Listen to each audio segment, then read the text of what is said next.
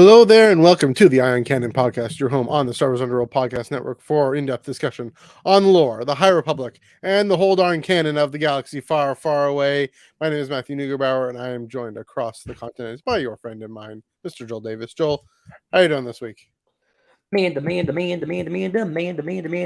Lore. I hope everyone my age gets that, because if you don't, you had no childhood. Have you ever?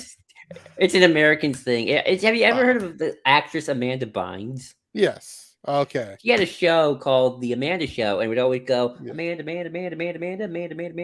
So now you're making me feel old, Joel. That's what we had growing up as kids. Well, at least in America. Yeah, well, it's the generation right after me. Okay. Not the generation, like I guess the cohort. About 5-10 years younger than me was into Amanda Bynes. Anyway, I'm doing all right. I'm still not that old. The Mandalorian season 3 is right around the corner, and so we are diving in, putting on our best Scar helmets, on our masks, etc., and diving into the lore and canon story of the Mandalorian people's Kapla. There's a show I grew up with. There we go. First off, let's get through our plugs.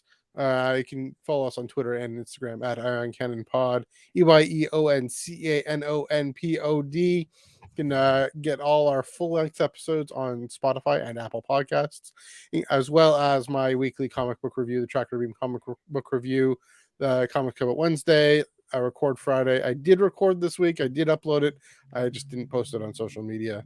And if I don't post it on social media, does it actually happen? But no, it actually is there in the feeds, in the Iron Canon feeds. Looked at High Republic number 5, Hidden Empire number 3, Vader number 31, and High Republic Tales of Enlightenment, Unusual Suspect, the George Mann short story in Insider Magazine. It was pretty fun. I looked back and realized High Republic number 5. You want to know how that Jedi statue on Jeddah hits the dust that we see in Rogue One? Happens in this issue. Spoiler alert, happens in this issue. Pretty interesting that they give that to the comic book, but why not? We'll talk about that. Things they might give to a comic book in a short little bit. And so other ways to get in touch with us here on the Star Wars Underworld YouTube channel. I saw that I think it was Ben or someone shared it on the Underworld Twitter. Sorry, he tweeted out here on the YouTube channel. We have super chats, and so if you want to give us some support, give us some help, click the comment, click the super chat, give us some love, show us some love. Otherwise, yes, we will get to the comments as we can. On this YouTube channel, we have YouTube memberships. I guess that was in the Discord. Maybe someone was asking about that. But anyway, in the Discord, we got YouTube super chats, and yes, we have the Star Wars Underworld Discord server, Discord channel. We're both in there chatting away about different things in the galaxy far, far away, and in Marvel. And I should start talking about Star Trek. I should just ask for a Star Trek channel. It's gonna happen eventually. Joel, while we're talking, can you make a Star Trek channel for me? Don't do that just yet. Don't do that just yet. But please do feel free to join us and hang out with us there. On that note, Joel, you have is there any events coming up? We had one recently in the Discord. Yes, right now on our SW Discord, you can vote. Yes, vote for the next game that we play for the next game night, which will be the game night in question will be. Hang on, let me get the calendar up. I just had it up. In 2 weeks, right? Or is it next week? Let's see, 13th, so the 24th. Okay. 24th. But you can vote now. Vote now for the game. Two options: Fall Guys or Fortnite. Vote now. Vote now. Vote That's now. a reference to a 1999 film called The Phantom Menace. There we go. And speaking of films, so I guess this past Friday, we watched the original Clone Wars film and chatted away on that, and that worked pretty well, I thought, and that was pretty fun. So yeah, there we go. Oh, we got an appearance finally. The cat is wondering what's happening here. There we go. Alrighty. So yeah, that's it for plugs. So Joel, how are things this week? How are things with weekend Star Wars? This week in Star Wars has been fun. I yesterday was on our good friend Doc Holocron's channel. He's in the chat, and no, Doc, it wasn't the Mortal Kombat theme. It was the Amanda Bynes show. That's the kind of children's watch shows I watched as a kid.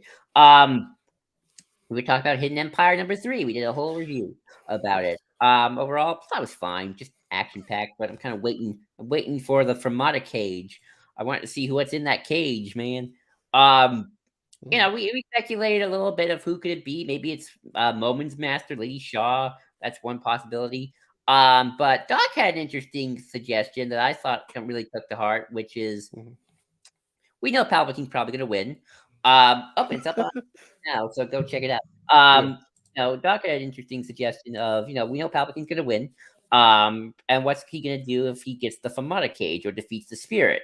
And he kind of had this idea of, what if he kind of puts the Spirit into Snoke's body, and that's how Snoke is kind of Frankenstein alive into becoming the creature we know. And the reason why I took this to heart, especially, is because I've always wondered, since the Last Jedi novelization, would they reconcile that one bit of Snoke chapter with what we know now? And I think there's a 50-50 shot. Because on the one hand, in that chapter in Last Jedi, it's indicated that Snoke has memories of the galaxy from a long, long time ago. Not just the Empire, but he thinks the galaxy was a lot older when he was a youngin. Or I guess when he thought he was a youngin. But obviously we know that he was cooked in a laboratory on Exegol, and one day Palpatine pushed the activate Snoke button and activate Snoke. Yeah, but I've always wondered, would Paper Canon try to reconcile these two things? And he knows about, of course, Doc, he knows about the Drengir too and Rise of Kylo Ren. So he got those memories, he got that information somehow. And I wonder if maybe the Spirit was put into Snoke's body and then mushed with the cloning memories. And so Snoke does think he's an already fully fleshed out human being, even though he's not, but he's whatever species he is. He's that's his perception in life. And that's how, it's he got everything needed. He doesn't really need to be micromanaged, so Palpatine can send him on his way, have him corrupt Ben Solo, get the First Order going, and Palpatine can, get his IV of clone body juice from when he's on his little weird mechanical arm thing. So I mean, and Charles Soule did give Snoke that cool outfit. So, and he said, I became Snoke. I was not born Snoke. So, I'd be curious if this was to tie in any way. It's 50-50, honestly, if they try to reconcile those two things, or it's novelization doesn't count. Yeah. It's a fun theory. I mean, a little moment in the novelization. It'd be interesting. I'll definitely go check out Doc's podcast.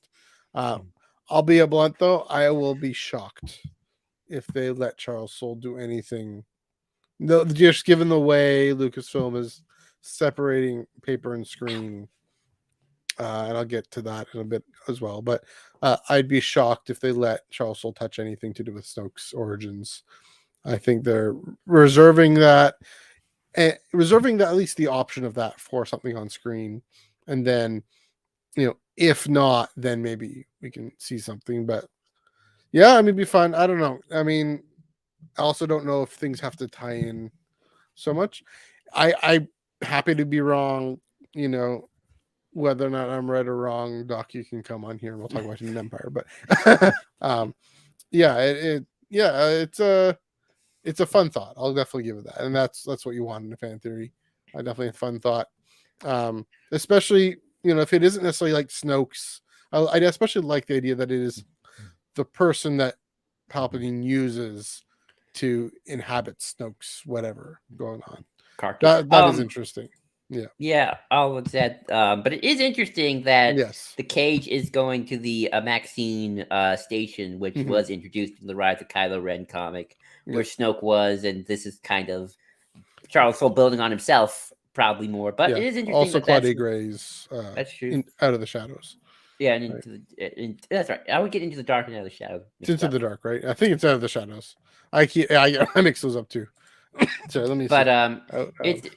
But I just find it interesting that location is getting prominence, and the Snoke connection is there. I don't know whether or not we're just looking too deep into it or not, but it's there. It's cool. I mean, It's yeah, interesting. Palpatine, ancient Sith stuff. Definitely something to think about. It'd be kind of fun. Into the dark. Yes, Into the Dark. Yeah, pretty neat. I mean, again, something to think about. We'll see. We'll see what the plan is. Could be something even crazier than that. Knowing Who how Charles knows? Soule does this thing. Speaking of High Republic, I am almost done. Quest for the Hidden City. Almost done. In my quest to be a complete High Republic completist. The only thing phase 1 I didn't do was that Chinese digital comic that I think they've made an unofficial version. Someone's made an unofficial English version. But yeah, I'm almost done Quest for the Hidden City, just in time for Battle Scars to come out. It's getting there. Sorry. Sorry about that, guys. And my thought there is kind of related to, and I'll give maybe more thoughts when it's actually finished. But my thought there right now, for now, is related to the main topic last week. I do wonder, there is. So here's a bit of a spoiler for that too. Solandra and Rupert are on this planet Gloam, which is completely. Joel, you've read this already, so it's fine. On this planet Gloam, that's completely desolate and lifeless. It's dead. There's these weird creatures who are animated by these black crystals and whatever. They look like the same species as the people on this other twin planet that they run into. Anyway, they run to a Jedi temple, an ancient Jedi temple that clearly had its heyday, and the planet was in its heyday. I wonder if Luminous authors are planting seeds. George Mann here is planting a seed. Charles Soule and Kevin Scott and them have planting things that can be picked up when Star Wars publishing wants to tackle the Old Republic. Kind of just, getting, how do I word it? Getting the juices going, getting the creative juices going for creatives, not necessarily any sort of grand plan that Lucasfilm might have, like the way everything with Phase 2 was seeded at near the end of Phase 1 with Dalna and whatnot, and Iram and Aronoff, at the end of Phase 1. Not so direct like that, but just say, hey, here's a possibility. Here's the type of thing we propose. Maybe Michael Siglain has given them a note to do that, just to get the ball rolling for when the publishing side wants to look at Old Republic and more ancient stories. Because you have the temple and the mining structure on Gloam. You have an ancient Sith Lord that popped up in Phase 1, I believe. You even have in Bad Batch, right? The Zepho-like thing going on. So, and what this gets me thinking and what gets me going is, I've always thought High Republic is meant to serve two different purposes. Yes, we've talked a lot about the way it's a prequel proper, the way it really directs to the prequel trilogy, how the Jedi go from point A to point B, how they go from being the guardians of peace and justice, these vaunted characters, to stuck in just the interests of the Republic and in their literal ivory tower on Coruscant. But what if it's also a bridge back, a way of stepping back and making it more relatable, making it feel more like Star Wars, to go back into the higher or ancient stories, Old Republic. Because if we just went, maybe Legends did this, and maybe that was what was kind of interesting, but also odd about Legends, is it just Tales of the Jedi, and even earlier, Tales of the Jedi was 5,000 years, right? And it just, you have Yoda in the framing device, and then boop, you're back in time, without any sort of kind of sense that this is still Star Wars, or they did it by having no technological creep at all. Just saying, oh, these look like clones, these look like starships, these look like Imperial cruisers or whatnot. So anyway, let me finish one more thought. There is, just Joel. And taking your idea here, you have this theory of this mass disaster. Yeah. There was this advanced technology, and then something happened that set the galaxy back centuries or millennia. And so, on Gloam, on a lot of other places, on Lothal, the derelict, abandoned nature of these temples Mhm. really does fit with that theory. And so they can build that in the hate in its heyday. Anyway, sorry, go ahead. Oh no, I agree. I've always been kind of preferential ever since we talked about it, but I've always felt this way for a long time. Is I kind of don't want any massive time jumps forward and back. I Mhm. mean, we got 100 years is still a big time jump. Yeah, And I've made that pretty clear when it comes to High Republic moving forward. It's like you still got a big gap between where I think Phase 3 is going to end in Acolyte. yeah, Um, but no, I um, agree. but I do think that more gradually moving backwards to like, okay, here's Phantom Menace. Then we're gonna move 100 years or 200, Well, 100 100 years plus to the years. Acolyte, and just after that, I mean, we have Dooku Jedi Lost as that kind of Yeah, that's true. soft period in between. But yeah, then the Acolyte, and then phase Higher one, and then phase phase one. two. Sorry, Yeah, keep going. kind of keeps within. Still kind of tangentially keeps you in Star Wars. You got Yoda still alive. Mhm. He's got probably some old Yeah. aliens you probably remember these times. Um, Yaddle, Maz and Kanata, yeah, Dexter. Dexter yeah, Jettster's around in phase two. you're you're still kind of in the Skywalker saga orbit a little bit. You're not like in the center, but you're kind of Yeah. more in the periphery. And then if you go back to that big Sith war that led to Darth Bane being the last one, Mhm. I feel like okay, you're still in orbit. You're still kind of in that. Well, this is how this leads to this Yeah, leads to this. like Pluto. Exactly. Maybe not exactly. Maybe not Pluto. Yeah. Pluto would be like Tale of the Jedi, where like Yeah. it's all the way back here.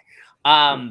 So it's sort of like okay, you're kind of still building. You kind of know where you got to go, Mhm. but you're kind of building backwards. Where in Legends, and this is because there weren't any prequels. True. Just original trilogy, and Yeah. then post Endor, and then 5,000 years back in the day. Yeah. I do like Tale of the Jedi because they did have that kind of medieval aesthetic. I mean, I've shown you pictures. They got Yeah. like spikes and Roman looking armor. Mhm. And then it's not till the KOTOR games where they're like, oh yeah, we gotta make this look like the prequels, kind of, but also Yeah. a little like more OT, but in the past. So that's Mhm. why the Sith got these Star Destroyers that just look like Star Destroyer, but they're more oval than triangle. Um, Yeah.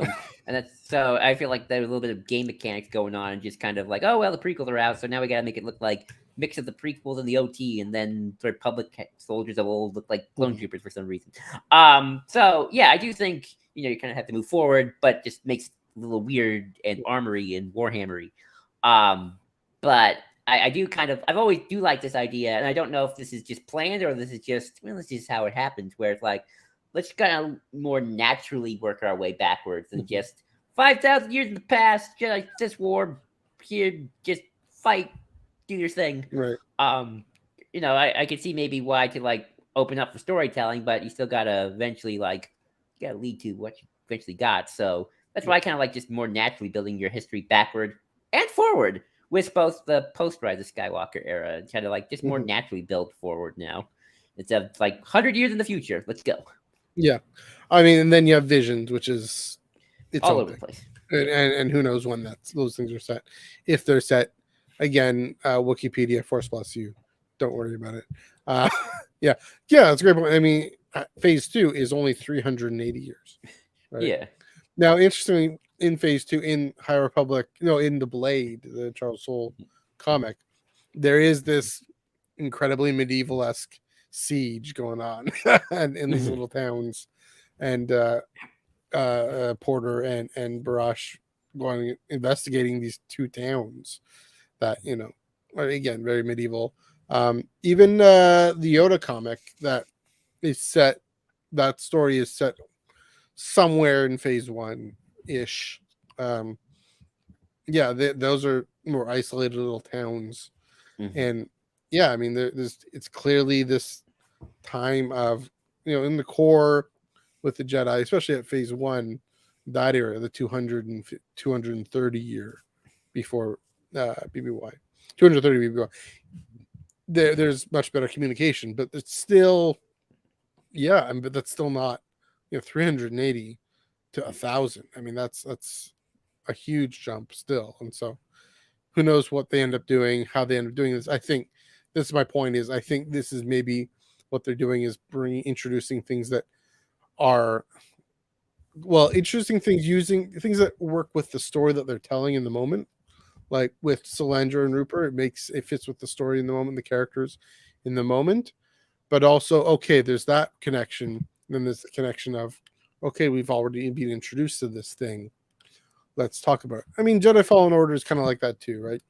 We Yeah. know Order 66. We know the Dark Times, where we love experiencing that. We get that is a really fundamental and important Star Wars story that needs to be told more. The Jedi and the Dark Times, but then where he's exploring and Cordova's exploring the Zepho, which are who knows when Way they are, back. right? Like they don't But even tell us when. So because the number is meaningless at that point. So right. um, yeah, but it keeps the. I mean, the thing is the fan. There's the huge fan appetite for it as well. So And I'll just add, there's all I remember reading Rising Storm, which I still haven't finished. So don't worry about finishing Hidden City. You yeah, know, Rising Storm's okay. big. I remember. I forget, was it Avar or Eldar? One of them. I think it was they were coming in and they Mhm. were like talking about lightsaber technique. Like that was used in a time when we needed lightsaber techniques Yeah. because our enemies used those. And Mhm. even I remember in Light of the Jedi, when someone was doing a review of it, they talked about how, oh yeah, the Jedi had armies in the past before. We've done this. We've Mhm. had purges. We've almost had a couple extinction moments. Yeah. It's kind of I think though in a lot of ways that's also the authors are like, well, we're fans of this old EU stuff. We're gonna tangentially put it in Mhm. our ancient Yes. because we like the stuff, and we'll find ways to put it for because wink wink nudge nudge for the fans out there.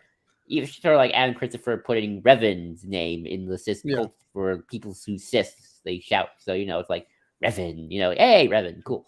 But I do think there's also a bit of that kind of not preparing for a big event. I don't think No. they got another big event coming, maybe for all we know. But they're trying to like more gradually seed these things in, and like Mhm. here are seeds. Creatives can go with it, do their own thing one day, but we're not gonna just 5,000 years Sith War. Here you go, Mhm. figure it out, future. Maybe just kind of gradually go backwards. Yeah, and I mean they have to be very careful. The first thing any of these creators will tell you is, does it fit the story? Does it fit the Yeah. characters? Though the chanting of the Sith in Shadow of the Sith, that's all about setting the mood and setting the tone. This is a dark, ominous scene that these characters we know, including two characters we've known since 1983, one we've known since 1977. I don't know Yeah, if they're involved in that scene. I don't remember, but they get um, mentioned. yeah, Luke and Lando are kind of around there. Anyway, um, it sets the tone, sets the scene. They're venerating these evil ancient monster characters, Yeah, and not literal monsters, but you know what I mean. Um, yeah, and so, but that's the thing. Star Wars has always worked on multiple levels. This genre of fiction always works on these multiple levels of world building and character building, with a focus on character building that enables world building. If it serves the character building. So, right. uh, I mean, and again, that's another thing I love about High Republic and Hmm. everything they've done so well. And I mean, even references to High Republic in say the Charles Soule comic, uh, the ongoing Star Wars ongoing comic, Hmm. or Rise of Kylo Ren, where Luke goes to Elfrona, and I mean, Kylo Ren encounters the Knights of Ren. Or it's Luke and Lor Santeca go Yeah, to Elfrona. There's that. So, but that one I'll give though. I think they knew the higher Project Luminous was coming, and they were just seeding it, readying us. I'm yeah, not convinced yet. There's an old Republic initiative in the works no, I'm saying it's a just yet. similar kind of thing Yeah, of but yeah, I get it. using something at least Charles Soule knew was coming very soon. Mhm. Um, to to make us feel more familiar with it. Yeah, that One makes sense. last little bit of thing I forgot to mention in the notes. Speaking of Light of the Jedi, and I don't always go back into the kind of my For Christ's Sake Anakin days, but 2 years ago, yesterday or the other day, uh, I recorded my commentary on that one page in the council scene. Jorah Malley kind of discerning whether or not the Jedi should stay or should go fight the Nihil. And it's one of my I can say it's fair to say one of my prouder moments of I just went through that one page, that council scene, and just commented on it and reflected on it. So I shared that on the Spotify on on Canon Twitter. So go check that out. I'm just happy about it. So there you go. Yay! All right. We do have a bit of news, but I'm gonna jump first off to very quickly Eyes on Screen with Clone Force 99. The latest. This is the episode 7 and 8. Is that correct? Of Bad Batch season 2. Yes. One of those numbers. Is it Barely Bad Batch season 2? I don't know. We'll get to that in a second. But yeah, I'll let you take it away first. Just like last time, I did a podcast on Doc Holocron's channel. Doc, hi, you still there? You can check that out. We had a full couple hour, we did a big discussion on this one. But yeah, this is probably my favorite episode. These are my favorite episodes by far. This is kind of, I feel like this is Bad Batch reaching that potential I knew it could. Yeah, in a lot of ways. Almost to a fault. Not a fault, but Palpatine's back. We get to finally see that, and he's voiced by Ian McDiarmid. There is just something so rewarding and gratifying every time I hear the original actor say a new character name. There's just something about hearing Ian McDiarmid saying Senator Tucci and Admiral Rampar that just like it just legitimizes everything. And it's just one of those weird things to me. It's like, I love it. I love seeing the Senate, which is, just why the Moffs have always kind of been annoyed by the Senate since for the whole Empire, like why the Death Star really is just so important for Palpatine's, reign to like really cement itself. Going back to that conference scene in 77, that's just one of those things. It's like the Senate's an annoyance, but we have to deal with it for now. We are vulnerable. That quote. Yeah. Word for word. Yeah, exactly. Just seeing how, Palpatine has to kind of just legitimize himself constantly, but also he keeps tightening the noose. Because it's still the early days. I also, and I think this is an interesting character moment for Omega. I really like when she's talking to the Camino Senator and she's like, Admiral Rampar destroyed my home and I'm angry. It's like, yeah, I like that moment because like she would be angry. I mean, she's right to be angry. I'd be angry too. If someone came into my home and blew it up, I'd be mad too. Yeah. I would hope we all would be. We can't be stoics. Nice to see Bale. Too bad he wasn't voiced by Jimmy Smith, but he was voiced by Phil Lamar, and I love Phil Lamar, so that's fine with me. That's true. That was nice. Overall, really, really good, fun episode. I hope next week continues that momentum. We lost Echo. I want them to really deal with that. I would kind of hate if it's just like, oh, now for more adventures, more fun adventures of the week. Like we gotta really hammer home that we just lost a member. They're not dead, but they just decide to leave. Like let's really see how that affects the batch next episode, and like feel like we keep the momentum of the season going. Which friend Doc Holocron also said, the season's gone by real quick. I feel like we're almost done. It's like, dang, just time flies. But I hope the next episode continues the momentum. I felt like these episodes really built to something. Curious if that weird clone is a proto Death Trooper. What's going to happen to Rampar, and what the next kind of big thing of the season kind of is at this point now. The stormtroopers are coming. So yeah. Good episode. On that point, well, first of all, about Echo. Omega. What a heart-wrenching pair of episodes for her. She has to relive that destruction of her home, right? Relive that grief, and we overused the word trauma, but the shock of that, and she sees it playing out on the Senate floor there, and has to keep her cool. This kid having to keep her cool, but using it effectively with the Kaminoan senator there, facing the apathy of grown-ups, right? With stoics, not just stoics, but what's the word? Not stoics. Who are the ones that are just all about serving me and my interests? Is another Greek word. I forget his name. Nihilist? No, It'll come back to me in a minute. But anyway, um, if you know what I'm talking about in the comments, not the Bacchanalian thing, but Machiavellians? no, it's like the word Machiavelli is fine. Like a Greek. Um, I'm gonna yeah, the way we think a lot of politicians are, like the outgoing mayor of Toronto. Anyway, that's a whole other story. But yeah, it's such a heartrending thing for Echo or for Omega. I keep saying Omega, also for Echo.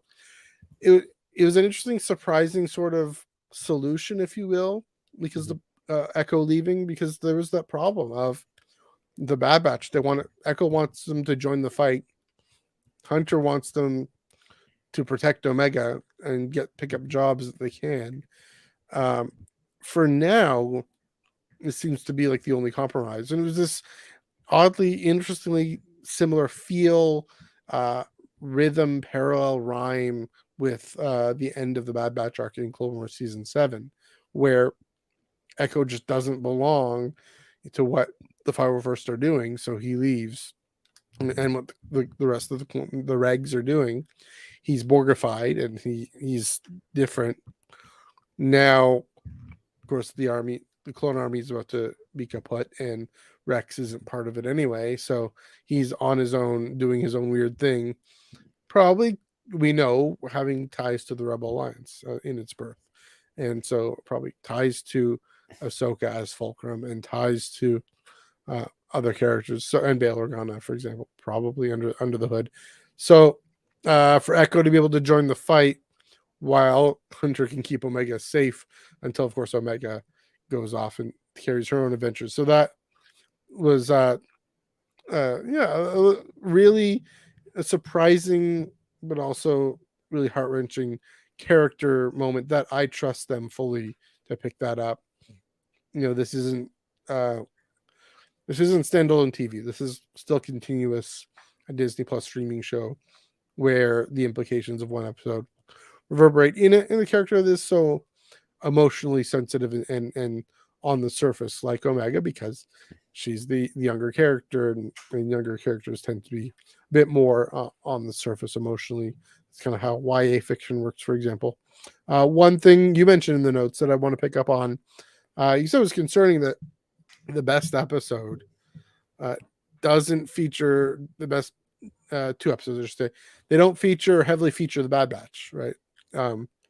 And this Actually, also, I like the second part too because it had Palpatine in it, so I guess that technically doesn't count. But yeah, but they were so great, even though they didn't have the Bad Batch in them at all, very much. I really like Also episode similar 30. to the episode with Cody and I guess Crosshair is part of the Bad Batch, but still not with the crew.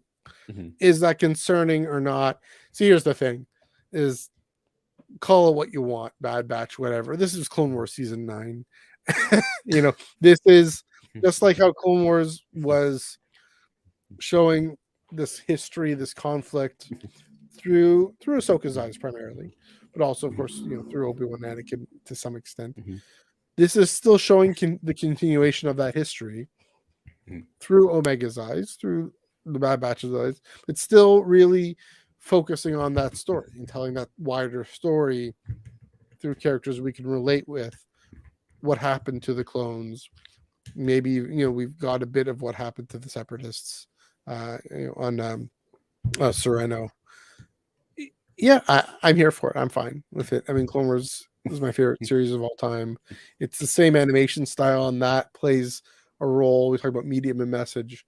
See, I hate that though. I kind of hate that though. But I don't like the animation style of Clone Wars for one thing in general. So I love the animation style of it, but I mean, you're more well versed in animation. But at the very least, that visual continuity does serve to keep up the feel of the show.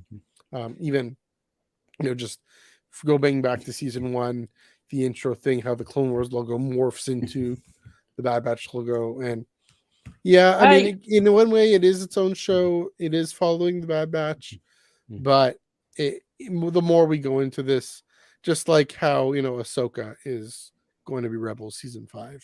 I don't know if I like that though, because I feel like you gotta commit. Like 1 minute you got tech racing, and that's fun, and the next minute you got these really good Senate episodes, and I feel like those two things clash to me. It's like, okay, I mean, I like the Separatist episode. That was pretty cool. That that showed the galaxy, and I do agree that this is a show about the clones. It is their story through the Batch's and Omega's eyes. I can definitely agree with that, but I Yeah. then feel like, well, the Gunji episode was actually pretty good too. So that was another good one. Yeah. But it's like the racing episode and the temple episode though, those are kind of the two weakest ones for me. They kind of clash with the bigger, like if it is going to be Clone Wars season 9, which is fine. I feel like then you gotta commit. You just gotta every episode really gotta commit to that. I mean, But the I feel like counterpoint sometimes there. Okay, go ahead. No, well, I would say the counterpoint there is Clone Wars itself would jump around. It was this anthology of arcs of different things going on. This is maybe on a smaller scale, so you have different styles and different tones. Maybe because it has the 4-episode arc structure, they had it that made it more palatable. But honestly, again, I do like 2-parters. I would have loved. Yeah, 2-parters are good too, and especially like this past Wednesday. I mean, the 2-parter. Yeah. Again, I mean that's the thing is, tell me a good story. I'm okay with not worrying about.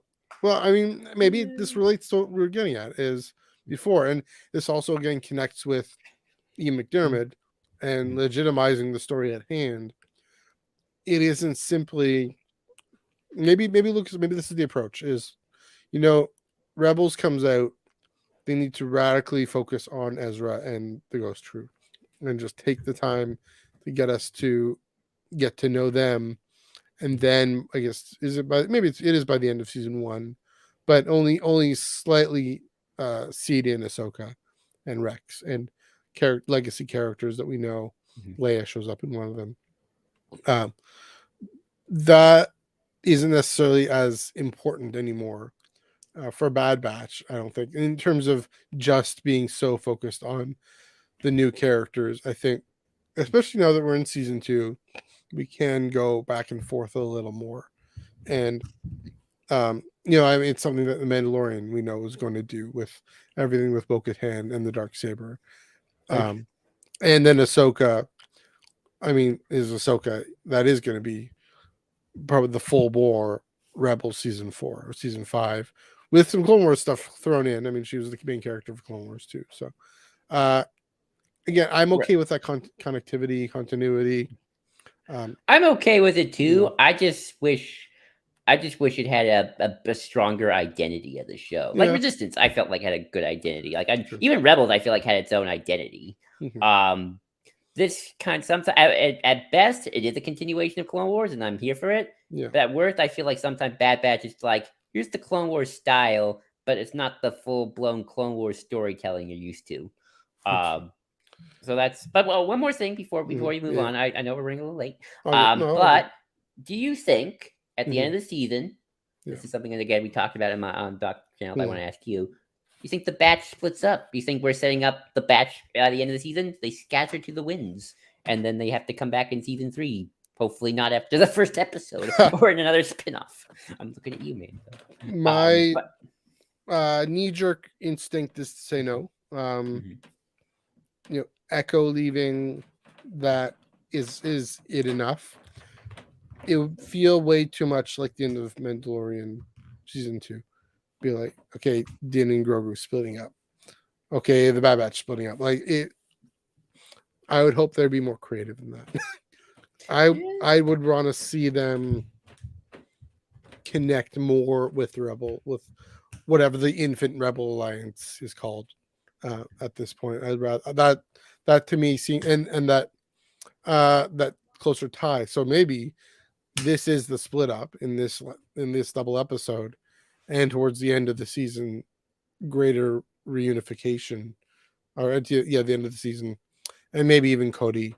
I mean, we know Cody's coming to the light side as well, and so maybe even having like a Rex Cody getting the inhibitor chip dealt with. That seems more likely. Again, Tolkien and Peter Jackson did it. John Favloni did it. Bad Batch folks don't need to do it. It's fine. There are other I ways of it. Yeah. Who knows? I mean, I totally think that's a good chance they'll do it. I Mhm. think they like to repeat themselves a lot. Mhm.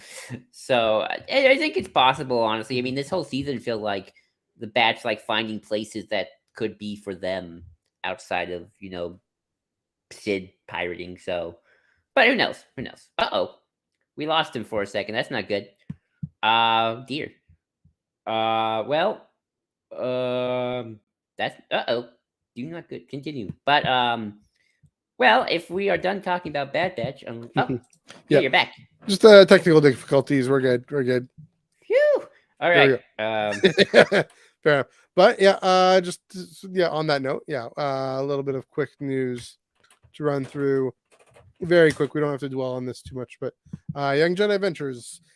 This is a High Republic era show, and so why not talk about it just like the Acolyte. Um, Star Wars Twitter tweeted this out. Tweeted this out, premiering May 4th. I'm gonna look this up quickly here.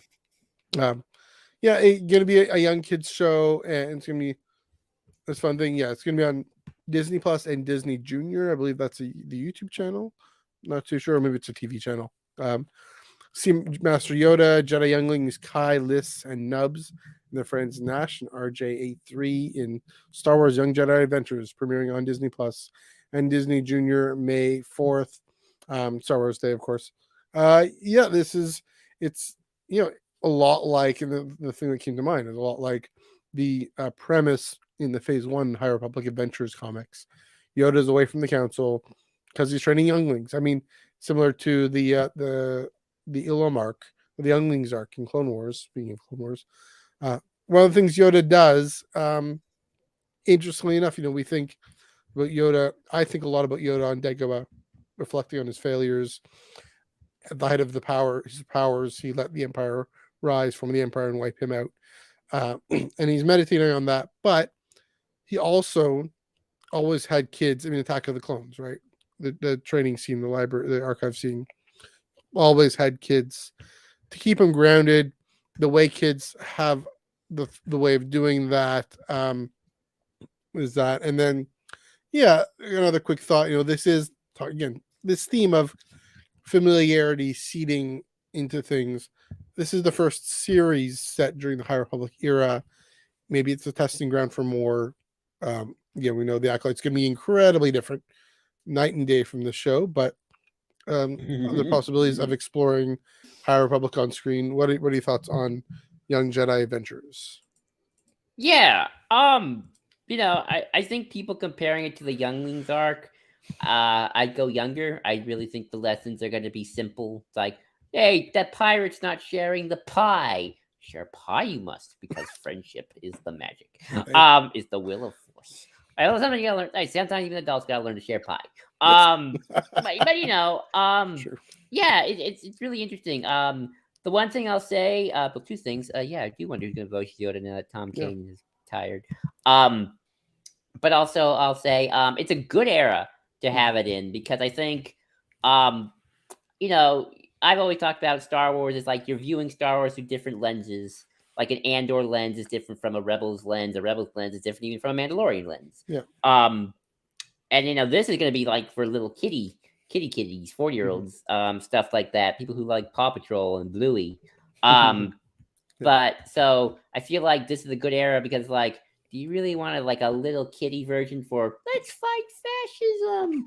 Oh no, the Emperor's not being very nice. I think the High Republic is enough of an innocent time to kind of just like, oh, maybe like the bad guy, the pirate or something. But the stakes won't be that high. No one's gonna die unless we're like being bait and switch. Like, this is the darkest show ever. Forget. No, I don't think that's going to happen. But the Nile might show up. Nile might show up. But the Nile might show up. But I feel like you can do like, oh, they're like kitty Nile. They're just you're not being very nice, Mr. Nile. And then we gotta stop you. Yeah. But yeah, I think this is cute, and Yoda with kids, even in more adult centric book, is always hilarious and great. So I'm down for it. I'm gonna watch it. I'm gonna watch the pilot at least. I mean, the analogy there is Reith and Nan, again in Out of the Shadows, a little bit young adult Nile, versus young adult Jedi Padawan. Kind of. This is preschool Niall, though. This is preschool now. Yeah, I mean, hey, if I can show this to my niece, that'd be great. I'd be a fan. There we go. Try watching this and Andor in the same city. Hey, you know, you good pal. You need the gelato. You need the gelato. That's true. Never. All right. quickly. 2 more things here. Kevin Scott on an Instagram post today give a bit of an update. This isn't so much news, but it's nice to be clear and to have some clarity about the length of Phase 2 and the length of especially his Marvel adult comic book. I'll just show you the Instagram post. I don't know if he tweeted it out too, but let's see. Oh, I pushed the wrong button there. Share screen, Matthew. There we go. I do technology. It's my day job. He's had a few people ask whether Phase 2 of Marvel's High Republic is going to be 8 issues, maybe a kind of one arc, or is this a new arc, or just one continuous arc? It's always been 10. Says that's the plan. Entire second phase is shorter, so there are fewer issues in Phase 1, which I believe had 15, 16 around there, something like that. And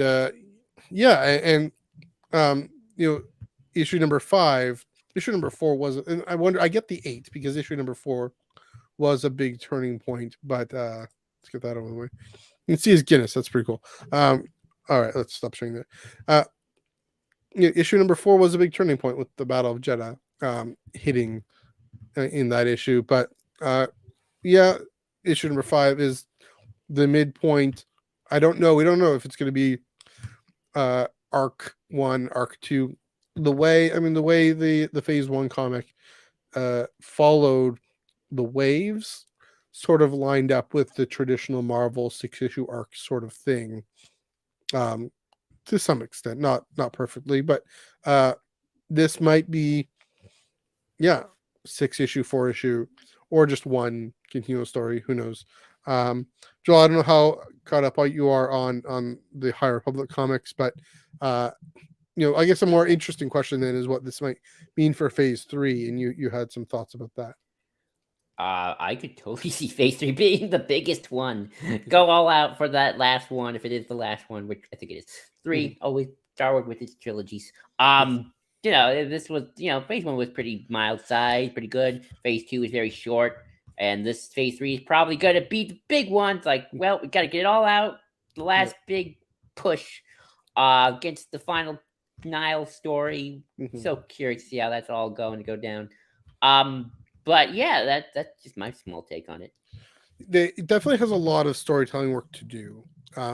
It's almost to say, like, the end of Phase 2 is not 2/3 in. The end of Phase 2 is only halfway in. I wouldn't be surprised if there were 4 waves in Phase 3. It has that much work to do. Even if it is 3 waves, it's going to probably cover a lot more. It's hard to end a story. And that's the thing, is people think ending a story requires you to compress everything into the smaller third act. In publishing, in books, you don't actually have to follow that structure. You can actually have a longer culmination. I think Revenge of the Sith, for example, is great because, that third act is pretty long and pretty full, especially from the fall of Anakin to the end. And I think The Last Jedi had my whole theory of it having 2 third acts, really, both Snoke's boudoir and Crate taking so much heavy lifting, taking the time to do it. And I hope certainly a 4-act movie, that's for sure. And I certainly I hope that they really take the time in Phase 3 to bring this to a good culmination. I trust them. They've never let me down. Maybe other people might be hit or miss on them, on Charles Soule and Claudia Gray and Kevin Scott specifically. Not nobody's hit or miss on Claudia Gray. I'll be clear about that. Of course, then Justin Ireland, George Mann, missing one other, Zoraida Cordova, a few others, but it's again, I hope it goes on, partly because I don't want it to end, be too sad to say goodbye, but yeah, I'm here for it. If phase 3 is longer, if it's fuller, it has lots to do, and I trust them to do that work. Okay, quickly, one last bit of story, a bit of news. The Jedi Cookbook. Just no official, no cover yet.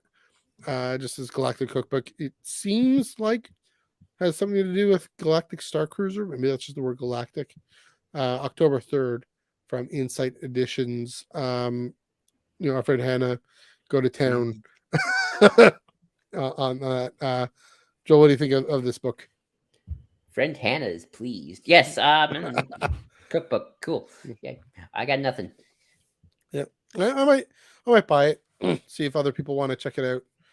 If there's a good baking section, friend Dom might be interested. We'll see. There we go. I know Galaxy's Edge had a cookbook as well. So, and I don't know if anyone, if you in the chat in on the social medias, if you've tried out any of the recipes in that, let us know how well they'll work out, and if you're excited for this this cookbook to dive into that. So, okay, that's it for all our 50-minute preamble. Time for the main topic. So there's a species, not a species, a grouping of peoples. A creed. They're a creed. They're like the Klingons of Star Wars, I want to say. I'm going to go there. Tell us all about the Mandalorians. The Mandalorians, yes. They first appeared in a source book because people thought Boba Fett's armor was cool. They needed a name for it. Yeah, Mandalorians, man. They are, the warrior culture. They've been around for millennia. The details of their history in canon aren't as known, kind of like the Jedi and the Sith, but they're always they're the third faction. If you got the Jedi, the Sith, then you got the Mandalorians. They've been around for millennia. They've been the warrior culture, and they've always survived. They fought the Jedi a few times in some wars. Maybe they fought the Sith too, because they like to fight people. Then they fought the Mandalorian Civil War before the prequels, or around that time. And then Duchess Satine and her pacifists took over. Then the Clone Wars hit. Maul took over the Mandalorians. The Mandalorians were born. Another Mandalorian Civil War. And then the Empire took over. And then the Empire destroyed Mandalore. And now Din Djarin's with a cute little baby Yoda. There you go. So there's a random. Okay, we can go. I'm just kidding. But okay, but Mandalorians are a fascinating faction in Star Wars. Because they are kind of the closest thing you got to a gray faction, really. I mean, Sith are always going to be evil. They're inherently evil, no matter what the Old Republic MMO tries to say. There's no such thing as a good Sith. Or technically dark Jedi, although they're just Jedi who use the dark side, and they're still evil. Some Jedi can be jerks, but you can still be technically doing good and still be a jerk. That's just your personality. But the Mandalorians, they are a warrior culture. They are about war, battle, Kapla. It's a good day to die. But they're not all evil. In fact, many of them, with their code, they believe in honor and community. And I remember in the book of Boba Fett, Din was talking about the difference between the Jedi and the Mandalorians, and he was like, the Jedi have to give up their attachments. And while the Mandalorians, they try to support each other and their foster community. I forget and solidarity. I forget the exact lines, but it's like, we are the commune. We try to come together as a culture, as a community. We take care of each other. We bring in our own. That's what foundlings are all about. So I guess the question boils down to, kind of a simplistic question: are the Mandalorians evil? Because they're not Jedi. Everything that's not a Jedi seems to be evil these days. And because they're warlike is another question. And they're warlike. And I would say inherently, no, I wouldn't say they are evil. I mean, there are some that are evil and do evil things. Yes, of course. But I think violence is not inherently an evil action. It depends on on what you're doing. I mean, Luke Skywalker shooting down TIE fighters. Did that make him evil? Oh, no. How dare he? Some people would say. No good rebel terrorist. Empire was right all along. But you got Din Djarin. He's not spouting pacifism or like but he goes around and for the most of the Mandalorian, the show, he's helping people. He helps Navarro. He's helped the village. He's helped. Of course, he gotten helped baby Grogu.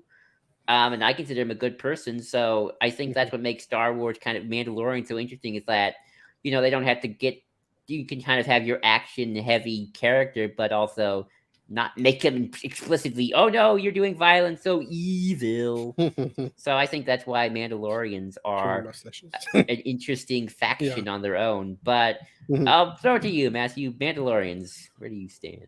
So just thinking about this now, it's interesting that we get most detail about Mandalorians from the Clone Wars show, at least in canon, right? I mean, Karen Travis wrote all her stuff.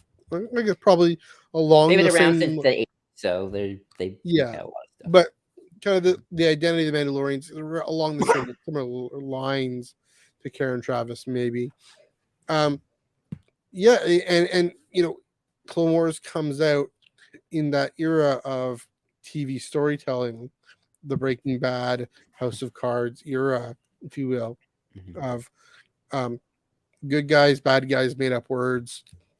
It's politics of self-interest and of community and the motivations to community, but do we have to draw lines to protect people? Are some characters going to be more self-interested than others, and what kind of things are they willing to do for that? Bo-Katan to me represent. Well, first of all, I'll say, Clone Wars didn't really engage that whole debate. Clone Wars being Star Wars was always more aspirational, was always looking ahead to the era of storytelling we're in now, which I think is a lot more aspirational. It's why I've said this a million times, but I'll say it again. It's why Star Trek is having a resurgence, because it's also more aspirational. Star Wars was always hopeful. Clone Wars was always hopeful, even though it ultimately had to go into it. Clone Wars always ultimately had to go to the ultimate film of, dark but then hopeful storytelling, Revenge of the Sith. Mandalorians were the extent to which Clone Wars engaged that whole world, especially with the Mandalorians, especially with it's Pre Vizsla and Gar Saxon in Rebels. He's later in Rebels, but he is clear. Those two are clearly more mustache twirling villains. Bo-Katan then, in a way, in The Mandalorian, season 2, and then what we think in season 3, coming back, and we're looking ahead a little bit. She is definitely still in that vein of her motivations are probably, I don't want to say complicated and layered, maybe they are, but it's maybe more malleable, more incinerating, more molten. That's maybe the word I'm getting at. I'm trying to be a little self-serving. A little self-serving, molten. I mean, I like that. Like kind of this lava pit that Beskar is forged in, right? I think, but that's a really potent image with the armor, right? She has to melt down your past and melt down the heritage of this people in order to fashion something new that will protect and use for attack at the same time. So, I mean, I'm curious to see how Bo-Katan expresses this in season 3. Again, I don't want to get too much ahead of ourselves, but even in Clone Wars, her story was very much, I'm going to go along with this Death Watch group until it's clearly too far the other way with Maul. Clearly joining in with the Sith Lord. No, thank you. Okay, Ahsoka, come and help us. But, the Jedi, we still don't fully trust the Jedi. They're going to go off and do their thing, defend the Chancellor. But we're running out of time. We got to actually go do this. She had the steel Beskar front to her that I think was actually in her core as well. And so representing that, another thing then they represent, kind of, again, this is also in my head about in phase 2 with Jedha. It's an other group that has this outside perspective on the Jedi. They aren't Sith. Don't say the Jedi is evil, but that the Jedi are just one among many, aren't necessarily going to trust them or not. Um, Mandalorian, in some ways, Mandalorian neutrality in the Clone Wars was perfectly fitting with uh with who they are, because they don't fully trust the Jedi or the Republic. They always stayed separate. Like you said, they're a third faction. This does bring me to Bo-Katan's sister, Satine. And this was such a fascinating move then, that we get to introduce Mandalorian lore, at least in canon, at least in Clone Wars, with a pacifist, with this pacifist who comes to power somehow, who wins the hearts and minds of the people and says, in the midst of this Clone War, we actually have to remain neutral, but not just remain neutral, but actually try and gather up all these other third non-aligned groups, very much like the Cold War, the non-aligned groups, and try and promote some good in the galaxy, to the point where a couple decades before, she clearly had a thing with Obi-Wan, right? There's that connection with this guardian of peace and justice, who I think is more virtuous than most. I think Obi-Wan is more virtuous than most people. Satine, she comes to power somehow. And this is the question, the lingering question. Then she must have had supporters. She must have had a movement. They couldn't have all been. Maybe they were all wiped out by the Empire. I don't know. The Night of 1,000 Tears. But what happened to them? Where did this come from? Where did this push for pacifism within Mandalorian culture come from? And what happened to that movement afterwards? Two questions for storytelling that I'm really curious about. Yeah, and I'm gonna. And she gave Obi-Wan the Yes. name Ben. Yes. Something kind of just thought about it right now. You're talking. I Yeah. wonder if there, though, even under Satine, maybe not Satine herself, but her allies, a sinister elitism of her faction, because her first prime minister, Almec. what's his Malik? No, Almec.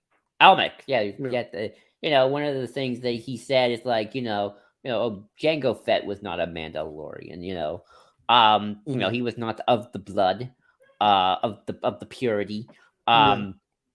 But Mandalorian, the show, is all about, hey, anyone can be a Mandalorian. Din Djarin wasn't born a Mandalorian; he was a foundling. He joined in. But Jango Fett was also a foundling during the Civil War. But clearly, Almec, who was made prime minister at the time, he's like, no, he's not of the. I mean, he was corrupt, but it's like he was originally a Satine supporter. So who are the people around Satine who kind of propped her up at the time as well? So that kind of raises that question. And as for Bo-Katan, I think she's fascinating because in Clone Wars, she was part of a terrorist group pretty much. They burned down a village. And then you have almost the complete opposite in Rebels, where they're like, yeah, Bo-Katan, she's gonna get the Darksaber. Yeah, and they kind of leave it off at a very optimistic kind of note. Which kind of fits with kind of Rebels' old tone of very classic good guy, bad guy Empire. And now Mando's kind of bringing back the more Bo-Katan, are you sure you're the right person to to want to be? You're not a Martok. You're a little more like a Chancellor Galron type. There we go. We're gonna keep going with this, guys. Just but does that mean Satine is a Chancellor Gorkon then? Because he wanted to be with the Federation, and then look what happened to him. Yeah. And then look what happened to Satine. I mean, that's definitely like Cold War, also Cold War parallels. But anyway. I mean, it is kind of sad. Like, the story of Satine is the story of defeat, and just her ideology just kind of crumbles down, and it doesn't seem like anyone else wants to go back to that. At least not that we know of. I mean, I don't want to. But it is. It's an interesting kind of look at just the history of Mandalorians at the time, but also, we got someone here. She said, "I guess we never had a big Mandalorian fan in both Legends Inc. and Dark Sage." Yeah, that's we all cool. We cool. But yeah, it's interesting, and the influence of the Mandalorian in Star Wars as well. Unless Mhm. you want to say something before we move on to the next topic, No, of go for it. which are the clones, the clones of Mandalorian army in a sense. This is something Legends did a little bit more Mhm. symbolically than Canon has done, where the idea is like, yeah, the Jedi kind of ironically brought in an army of their most their most interesting Mhm. rivals, the Mandalorians. They are, Yeah, I mean, they got the helmet, they got the T shape, they're Jango Fett right. clones. Um, It's so foreshadowing. exactly. So it's like you brought in the rivals of your greatest enemies Mhm. for years, and it's just sort of fascinating ironic, as they would say there, for the Mhm. Emperor to do that. And in Legends, the Mandalorians tended to side with the Sith a lot during the wars, um, which is Mhm. always a little odd, but whatever. But yeah, it's kind of interesting. I don't think Canon really is going in with that as much as I think they could, but it's certainly a thought. Yeah, And Legends definitely tapped on that. I mean, they were trained by Mandalorians too, like Fen Rao. He trained clones. right. So yeah. It's in Legends or Canon. I don't remember Canon doing that. And Canon as well. It was All in the right. Canon comic that Fen Rao trained with the clone. Oh, But in Legends, in the Karen Travis book, they really go in like, yeah, the Mandalorians trained the clone army. hmm. I mean, where they do go away is that episode in the Boba Fett episode, the Tython Hmm. in the Mandalorian, really going into I forget what the name of the comic is, the Legends comic, but really goes into uh Death Watch versus I forget what this other faction is that Django was connected to, and how it's interesting then that Boba is connected to this faction. Then, through Legends, Din is the thing about Death Watch, Children of the Watch. That is an intentional line there, through line there. Um, yeah, I do think that that's as far as they went, insofar as you have Tim Morrison in his face playing Boba Fett. Um, that whole tying back into the foundling identity and connecting it to everything going with Din being a foundling, Grogu then being a foundling. Um, at least insofar as that the code, that honor, uh, community, fighting, standing up for each other, fighting for each other. The importance of Beskar, um, not for the clones so much, but with Boba's armor, at least the Beskar armor.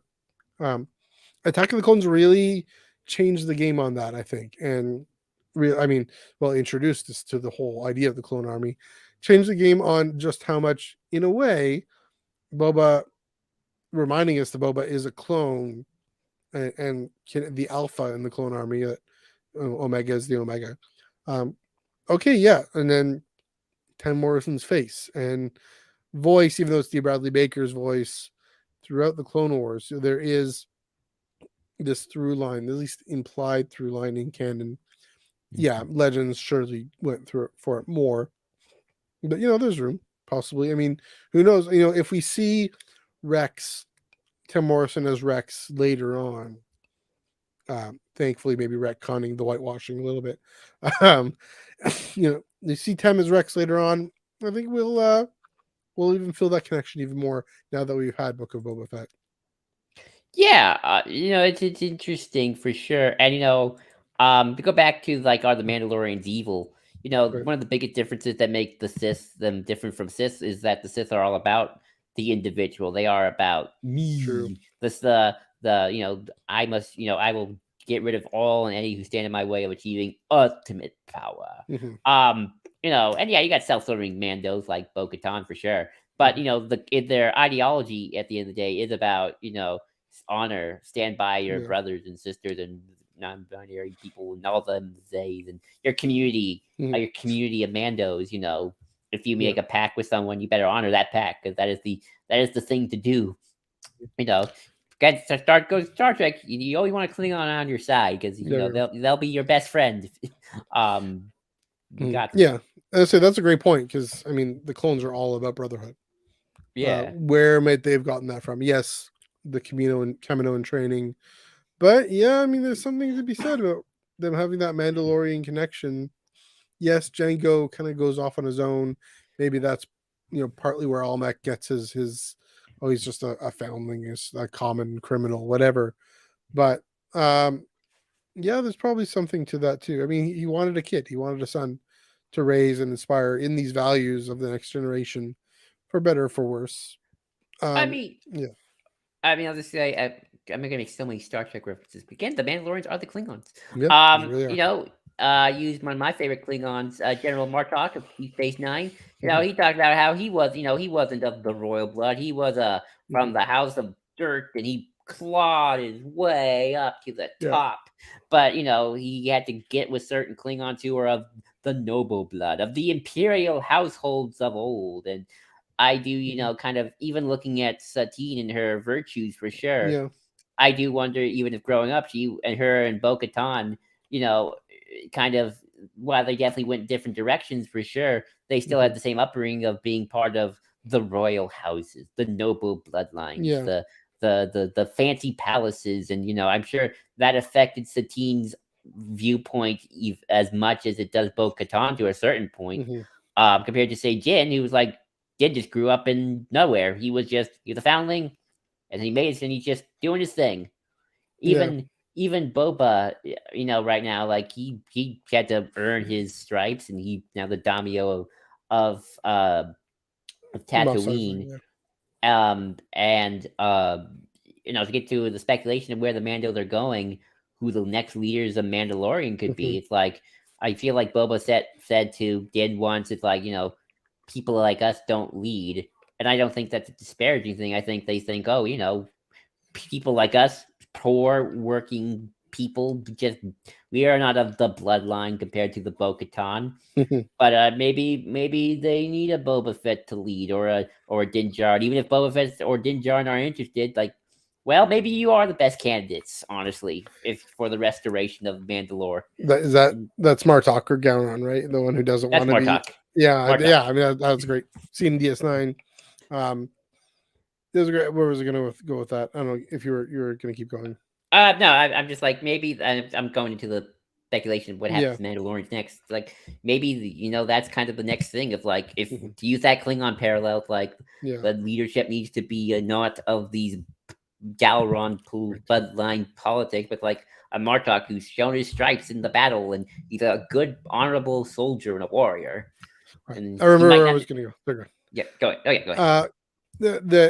I mean, Satine, maybe her wealth and privilege, to be fair, maybe gives her the leisure to say, what if we create a society where the leisure to think about this more deeply, create a society where people don't actually have to take up arms and defend herself. She's in a position where she can have guards around. She has the comfort of her ship and of her palace. Maybe there's something kind of to that. There is something to be like the middle class idea of having leisure and recreation in order to contemplate. I mean, that's another ancient Greek idea. The elites, the philosophical elites, having the leisure to invent democracy, for example. Not that it's necessarily a bad thing, but it comes from a place of privilege to be able to do that. Whereas Din, especially, for example, he doesn't have the choice. He has to fight. He has to defend himself. What's interesting then is why does Bo-Katan then choose out of what Satine had offered her, would have offered her of joining her, I gather, and being a place of privileged pacifism, privileged, peaceable existence, and she didn't. She joins Death Watch. Maybe there's an ingrained sense of our identity and our survival of our species is rooted in this. We must retrench and hunker down, and we see that too. And that could also be a sign of privilege, right? We see that in our world. Anyone who is told to share the table and doesn't want to, they hunker down and say, "No, it's my table. I'm gonna hog all the pie." And they need Yoda to say, "No, share the pie. It's not your pie. It's our pie together." So that could go both ways. but yeah, I mean, there could be, it could be from a problematic position as well. With the point with Satine, just give us that story, give us that prequel story. Um, Claudia Gray, please write that story. Gay Johnston, please write that story. you know, like the Obi-Wan Satine, but also tell us what happened afterwards. I mean, I like to know, but yeah, it's like you got to make a good point. Like Mm. that point of privilege, having Mm. privilege allows you Yeah. to think things that's like, it's like white middle class, upper class people. We can spend our Monday nights talking Star Wars on the internet. Yeah, Yeah. compared to I don't know, a person of color in the poverty area, like, Yeah. and then that even gets down to like things like violence and peaceful protest and all that stuff, and all I won't go too far into it, but it's Yeah. definitely that's why the different viewpoints, but Mhm. also like we have our viewpoint because we're privileged. We're allowed Yeah. to. We can be peaceful because we're not worried about getting beaten Right. up. You know. I mean, But to be fair to Satine, again, I do think we're meant to believe she's right. Meant to believe she's hoping for peace. She does ally with Padme. That whole episode, at the peace conference on her ship, it is fascinating because here's Padme trying to have this Senate negotiation, do this diplomacy thing. Meanwhile, Anakin's trying to stop the assassin. And one of the early moments of the Vader theme, I remember oh this very yeah, clearly. The lightsaber comes through, oh and, yeah, and Obi-Wan's like, Anakin. Where I got the "for Christ's sake" Anakin. in thing, but I find it kind of yeah, funny because like Anakin, yeah, you naughty boy for killing. yeah. I find it funny. So But all also that to say, I'll just say it brings out the contrast between Satine and Padme and Anakin, and where Anakin ends up going with the Empire. Sorry, go ahead. yeah, no, I agree. As for Bo-Katan, I think it honestly could be kind of like an elitism, but with just a more violent twinge. Yeah. Like the restorate a Mandalorian empire, glorious conquest, Hmm. dominating your enemies. Warrior culture taken to the darkest of paths. Yeah. Like it's like a Galron. It's like oh, I'm going to bring glory to me because I got an ego, and Hmm. Klingon Empire will glory in battle, and just Yeah. it's gonna be fun. And We're gonna get lots of that's certainly Pre Vizsla's story. It's certainly Gar Saxon's story, right? Hitching yeah. their ride to Sith. I mean, even if Saxon doesn't know he's Sith, hitching their ride to the Empire. On the Cis coattails for sure. Yeah. But if Din, becomes eventually the leader of Mandalorian, which I think he might, if not this season, then maybe by the end. I mean, maybe who knows? I could be wrong. I do think the restoration of Mandalorian in a way might happen, even if Din and Bo-Katan gonna butt heads, or I mean, I'm gonna be honest. I could totally see Bo-Katan becoming more of an antagonist. I know some Mhm. people don't want to hear that, but you know, but it could happen. The trailer's implying it for sure.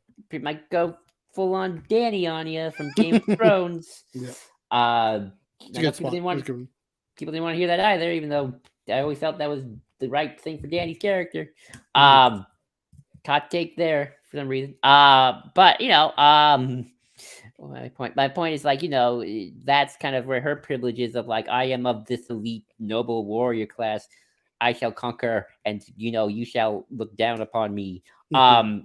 Well, Martok again is more the Din Djarin, I guess, Yeah. although less grizzled veteran for sure. He's young Martok, or even a Worf to a certain extent as well. Yeah. But I guess Din doesn't have the kind of didn't grow up in a different I household. mean, Worf Din isn't part of the Republic. That's true. Is Republic So a joke? that's true. So he's more the Martok. He's more in the Martok area. But Yeah. like he is a warrior. He believes he's probably one of the more true believers of Mandalorian code than Mhm. anyone else, to be quite honest. But I don't think he's going in like if he were to become the leader, he's not thinking Mandalorian Empire. Um, Mhm. he's probably just thinking Mandalorian should follow an honorable code and we shall build our prosperous society. That's how you get there. I mean, Mhm. if you think maybe there has to be some wars, there has to be some wars. But I don't think he Yeah. sees like empire and conquest as like the future of Mandalorian so much as like I just want my city to be happy and my people to be united, and Mhm.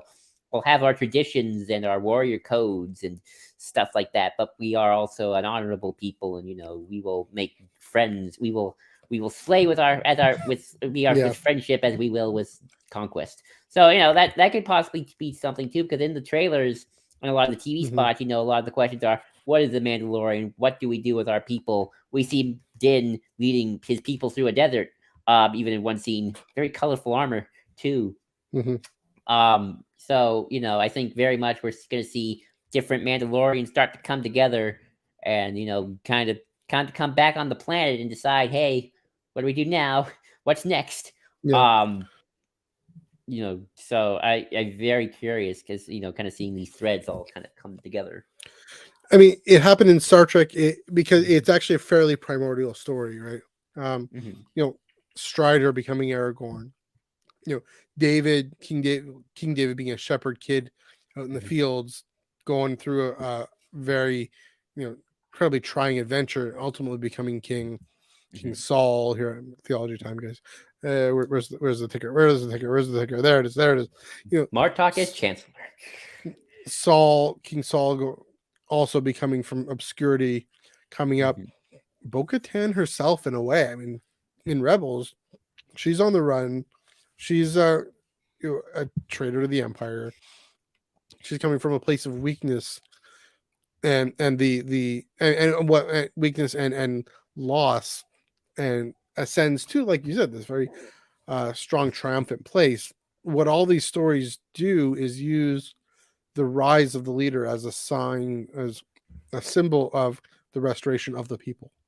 And I mean, that's very much clear with, say, Strider, Aragorn, right? I mean, Hmm. the restoration of the people of Gondor. I think that, yeah, if Din ends up becoming the leader, I mean, he's going to have to still go through a lot to Oh yeah. become, to actually have a vision for common life, because I don't think he still has one yet, very much.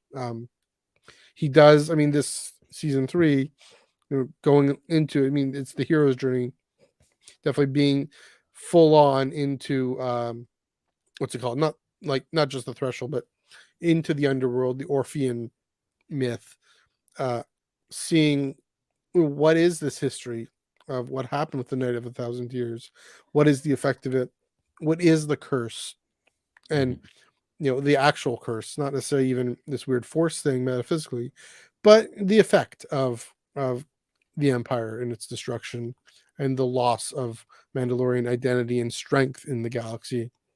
Um, how can he lift the curse by lifting the people? That is, I mean, that is the hero's story. I would argue it's too Promethean individualist, but that's uh I mean, we'll see. I mean, the way Din and Grogu and who knows who else end up moving in that direction might not be as individualist. I think with the Bad Batch, for example, it isn't. With Luke, Han, and Leia, it wasn't. So we'll see. Well, But it's still a it'll tribe of be, two. It's a yeah, it's a tribe. tribe of two. But um like, Uh, it's weird because at the end where we sit now, mhm. Din does not seem like leadership material. And maybe Oh, yeah. that's the cue with David, right? David does not seem like leadership material. Um, but because of that, he's able to be a better leader. Mhm. Or maybe that's a similar thing. I mean, that's Aragorn's story. I mean, in the movies, it's like, True. put aside the Ranger, become who you were born to be. Or even, Worf at the end of DS9 says, something about great men do not see greatness. Sometimes they Yeah. have greatness thrust upon them. Mhm. And it's interesting with Bo-Katan, at least in the context of Rebels and Mandalorian, is Bo-Katan at the end of that Mando episode. It seems like, okay, her story's just starting. She's gonna save the Mandalorians, yay! And then Mando starts and it's like, oh no, Mandalorian got destroyed, wiped out, 1,000 years. Yep. And then here comes Din. He's just kind of, he's kind of doing his thing. It's like he sees Mhm. a kind of cranky bounty hunter, and he doesn't like droids. Um, and now he meets this baby Grogu. Through the baby Grogu, he starts to like, kind of reawaken himself. Like he's community empathy. He helped out that village because yeah, they're gonna pay him, and he wants to give Grogu a home, but I think he was wanted to help them Mhm. anyway. He did that one breakout, True. but he didn't really like it. He didn't like those people. they weren't very nice anymore. Kind of people didn't want to hang out with. He's helping out Navarro again. Yeah, he's Kind of helping out. It's just, is he leading? Is the question. I mean, maybe this is what this season's all about. It seems like this trailer has him like Mhm. time to start. Like people are coming to him. It's like, what are you all doing here? I mean, you can't. I think you say, oh, we got to build it up. It's like Yeah. he's only on part one of his journey. Still, like he's now got the next step with getting the dark saber. Now Right. he's got this magical weapon in his hand, like this ancient thing that give you the claim to the throne of Mandalore. It's like, Excalibur, shoot, yeah. I got this thing. What do I do with it? Here, Bo-Katan. You take it. Like she's like, nah, I can't. That's. But okay, fight me. Here, I yield. I love that scene. It's like, I Yeah. yield. Here you go. So like, and I think that's why I do think he would make good leadership material because he's like, I Mhm. don't want it. And I was like, well, yeah, but look at the people who have wanted it in the past. How well did that go for Mandalorian? Right. So maybe the one who doesn't want it would be the perfect guy for it. Mhm. Um. Yeah. We'll see. And no, if you have more to say, go for it. Oh no, and that just kind of looking at just Mhm. Din's trajectory, I think we might see more of that leadership role kind of start to Mhm. emerge. Go ahead. And yeah, and thinking about what he might encounter in season 3, maybe season 4, it is weird that it's already been season 3, and it's already been 4 years of this show since 2019, but it's only season. He's still only kind of near the beginning, but there's time. Who knows how long this is going to be? Thinking of what he might encounter in the depths of Mandalore, when Ezra and Sabine go to Mandalore, they come across the statue of Tar Vizsla, and I've talked about this. I've thought about it a lot, in terms of just the story itself of Tar Vizsla. I wonder if the thing that learning Vizsla's story, learning what the origins of Mandalorian identity is this thing that unlocks this leadership vision in him, um, both in terms of being inspired to restore something that was lost, but also to say, oh, it's not fully go in that direction. There's an interesting opportunity, though, again, in restoring what was lost, to reflect more deeply on the importance of tradition and traditions in guiding and informing, in assisting in the formation of identity.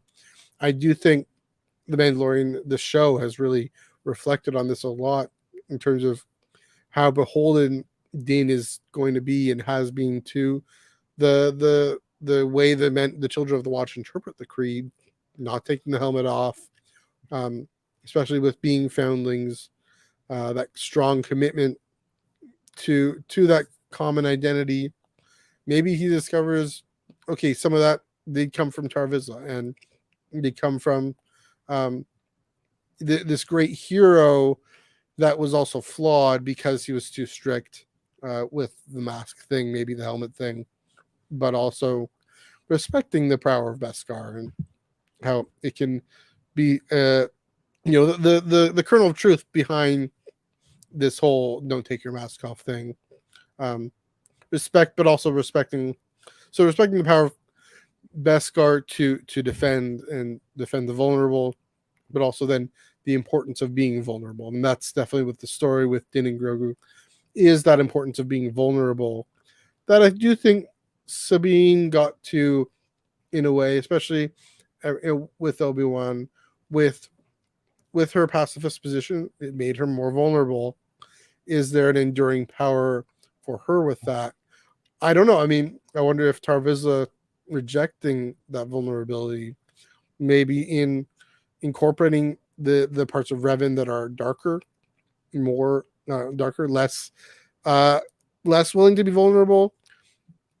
Din sees, oh, it's not going that direction. But also, what if, the thing about Revan, how he comes back to the light side, how he has to take his flaws and take his struggles and mental health struggles, if you will, seriously.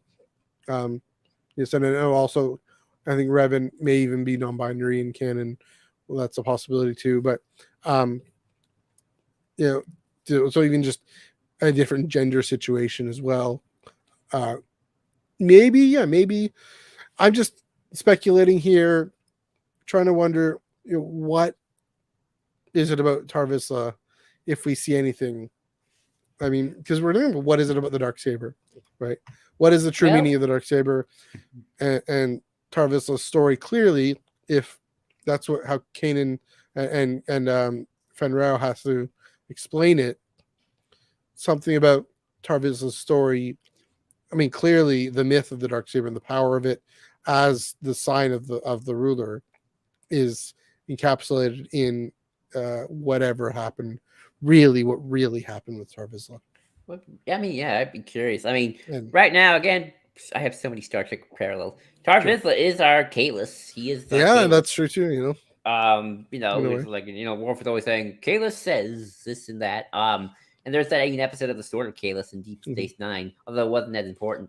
Actually, I will say, I just want to correct one thing I just said. Is it's not so much what really happened with Tar Vizsla, but how have Mandalorians kept alive the memory of Tar Vizsla, both for good and for ill. And maybe there might be some moment of shock to see what really happened with Tar Vizsla.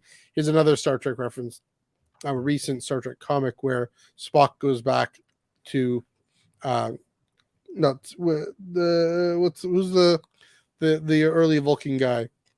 I don't Surak. know. Surak.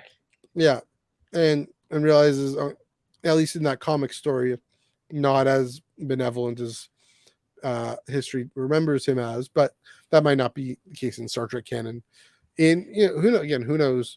I got a better example. Yeah, In Star Trek TNG movie number 2, First Contact. Yeah. They meet the Zephyr guy. Cochrane, yeah. And like history says, he was this great scientist, this big thinker, and he was just a drinker and a boozer. He said he wanted to retire with a bunch of lovely lady friends on an island. Yeah. That's what he wanted out of life, and doesn't change the fact that he was a great scientist.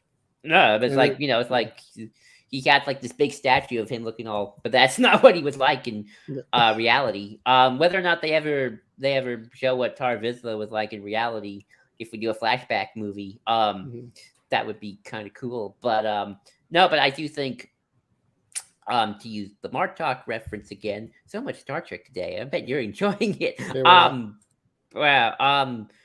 But I think one thing that Din could do if he is given leadership, and here's my theology time, it's less about coming up with a political machinations. It's more about the soul of Mandalorians and rooting out corruption, which is like in TNG, that was a big thing. The Klingon Empire is just marred by corruption. It's not about honor or battle where it's like, I will challenge you to combat. It's more like political scheming and dealing. And it's like, what are we, Romulans? I mean, that's Padme, right? And Bail and Mon Mothma. Dan might get time to not about like keeping to tradition, but like cleansing your soul. And it's like, do the ethical thing, the right thing. If you're going to challenge someone, then do it the Mandalorian way. We are warrior culture. We are too honor bound. We don't do this like poison in the water and stuff. If you're gonna fight me with your fist, hand to hand combat.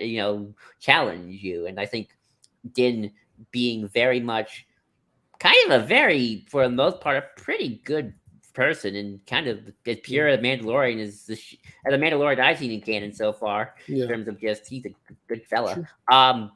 Kind of to help the Mandalorian not just find themselves but find their soul and kind of reforge the sword in a way, so that it is pure, or as pure as you're gonna get with human beings. Hopefully, I don't know if we're gonna get all of that in season 3, but we just might. You never know.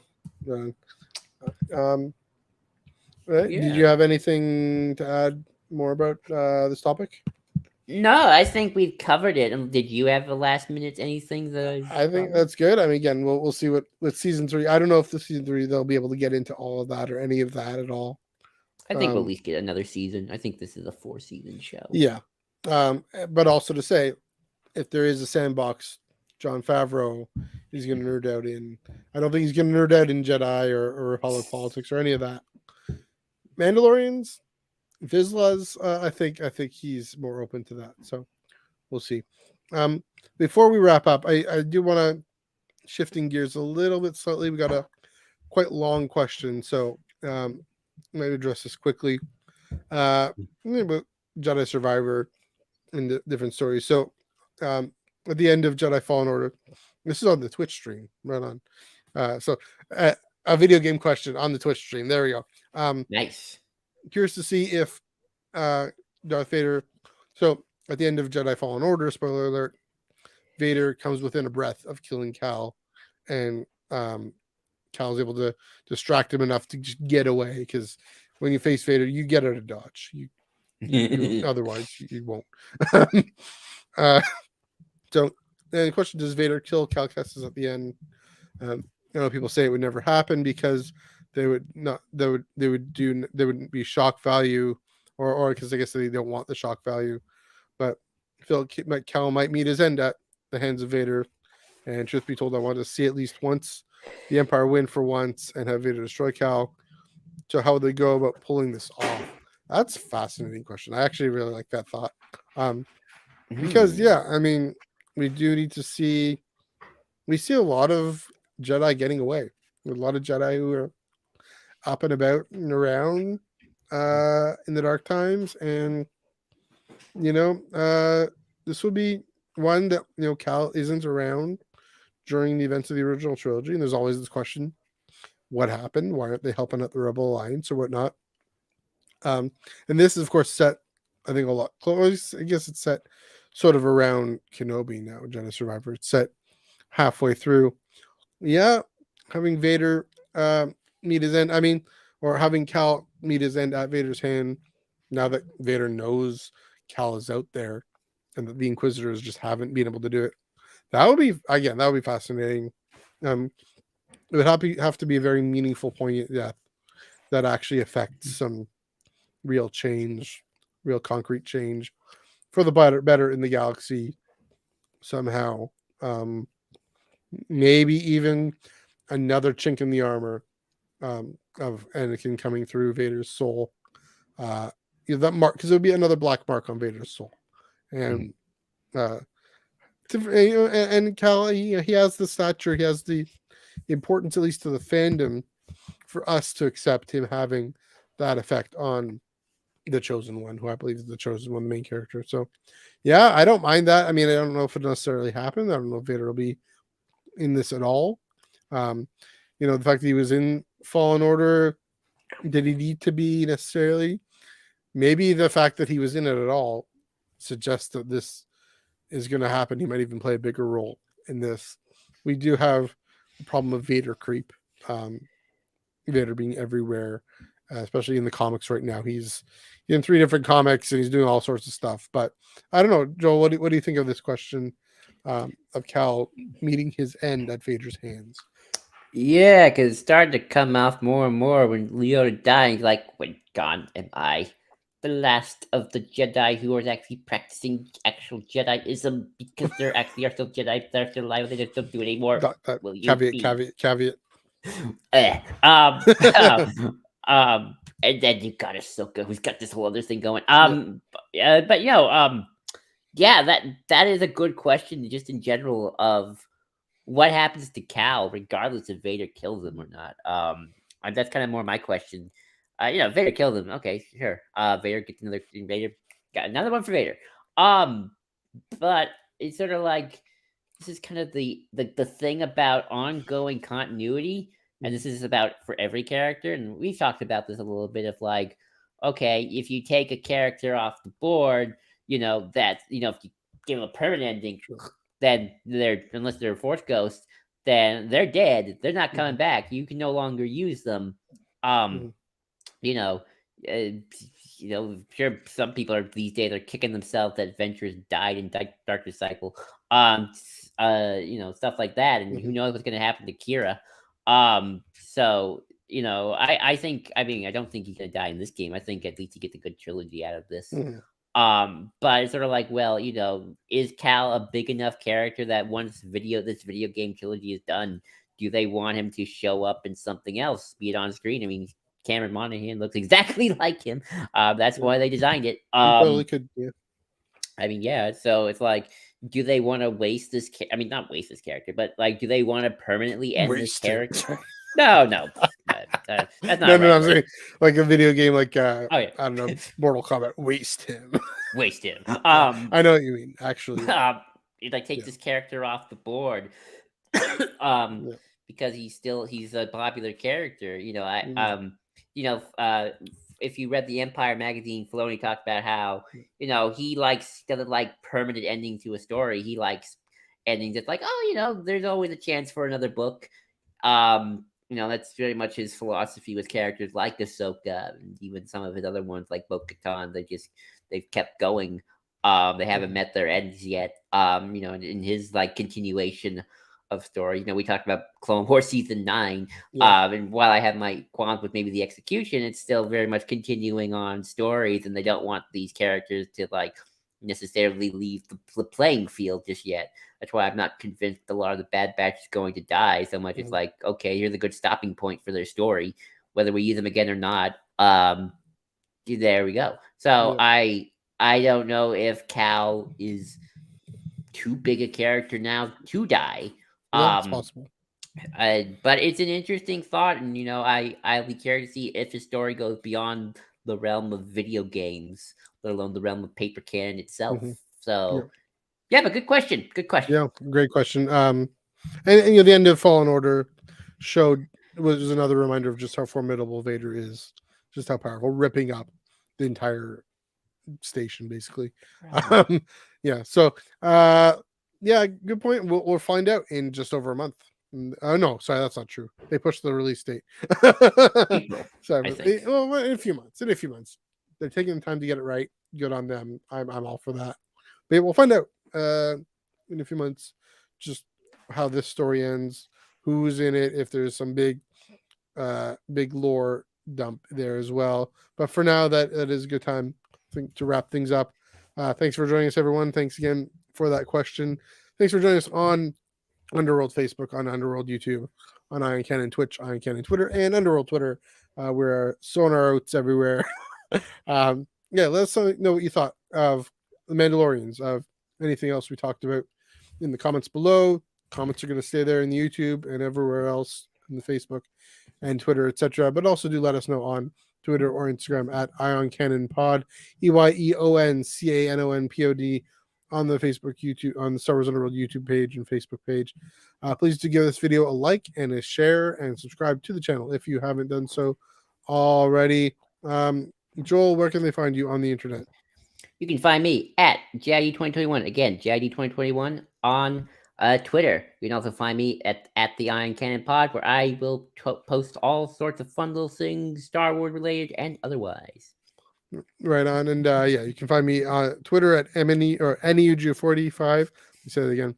Twitter at NEUG485. I do tweet a bit about Star Wars. Mostly interact with Star Wars people on my personal Twitter. Sorry, I'm just seeing Doc here. Yeah, Doc, feel free to, tweet it out. In the comments, if you put it in the comments, tweet it out, and we'll retweet it or share it somewhere. I'll definitely share it. Lots of other places we can do that. Like on Twitter at Ion Cannon Pod. You can see it there. You can check us out there. And I'm also my personal Instagram, MNEUG1138. I guess I'm posting, probably going to post more about soccer there, but we'll see what happens. Picard season 3 is coming out, which is going to be TNG season 8, of course. Better reference Deep Space Nine for Worf. I gotta know what happened to the old guy. Chancellor Gowron's still alive. He's apparently a pacifist now too. Well, that's good. That'd be good to see what happened to Worf. Anyway, we will not have a Star Trek Picard episode on Ion Cannon. We might do something else. Who knows what? But we'll figure that out. Also, of course, join our Discord, Star Wars Underworld Discord.